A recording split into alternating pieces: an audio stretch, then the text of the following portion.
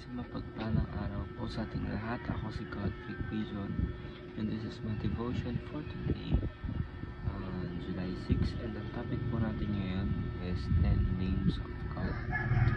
So, ano po ba yung 10 Names of God? 10 Names of God in the Scripture are not just labels, they are revelations of His character, power, and relationship with His people. Each name carries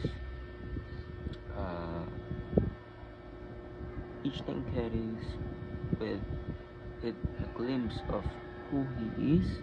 Yahweh speaks of His eternal, self-existent nature.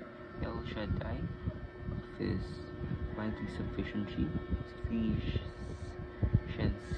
Jehovah Jireh of His provision.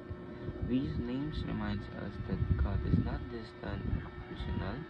He reveals Himself through names that meets us in our needs, circumstances, and worship.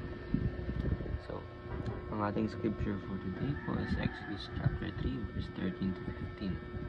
Moses said to God, "Suppose I go to the Israelites and say to them, the God of your fathers has sent me to you. And they ask me, what is His name? Then what shall I tell them?" God said to Moses, "I am who I am. And this is what you are to say to the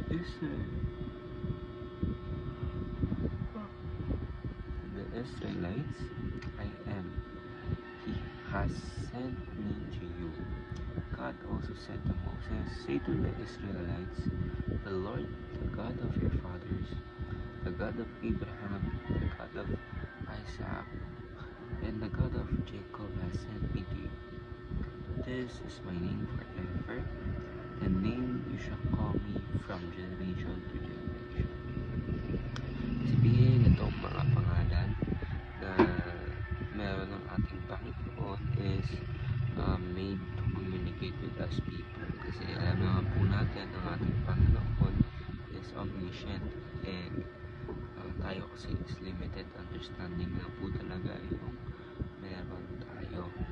Pero of course, dahil nga po ang ating Panginoon ay omniscient, alam niya yung best possible communication para sa atin. So that is why ayun po yung mga ginagamit na salita, and ayun po yung kumbaga ginagamit niya po na mga words para po mas easily yung pagko-communicate po natin sa kanya, para po mas nilay-nilayan po natin kung ano po ba talaga yung purpose natin or yung gusto ng ating Panginoon para sa buhay po natin. So the 10 names of God: Yahweh, I am who I am. Elohim, Creator God. Adonai, Lord Master. El Shaddai, God Almighty. Jehovah Jireh, the Lord will provide. Jehovah Rapha, the Lord who heals. Jehovah Shalom, the Lord is peace.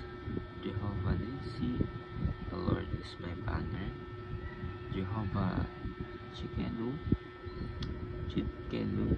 the Lord is our righteousness. And Emmanuel, God is with us all the time.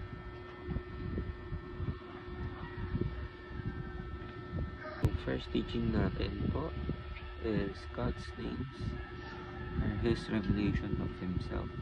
Sabihin, i-reveal po ng ating Panginoon through names yung pagko-communicate sa atin kung ano nga po ba siya. And second teaching is God's names are His ways of relating to us. Ibig sabihin, tayo po kasi mga tao, marami tayo misinterpretation na gaganap. Kaya po ang ating Panginoon po gumagawa ng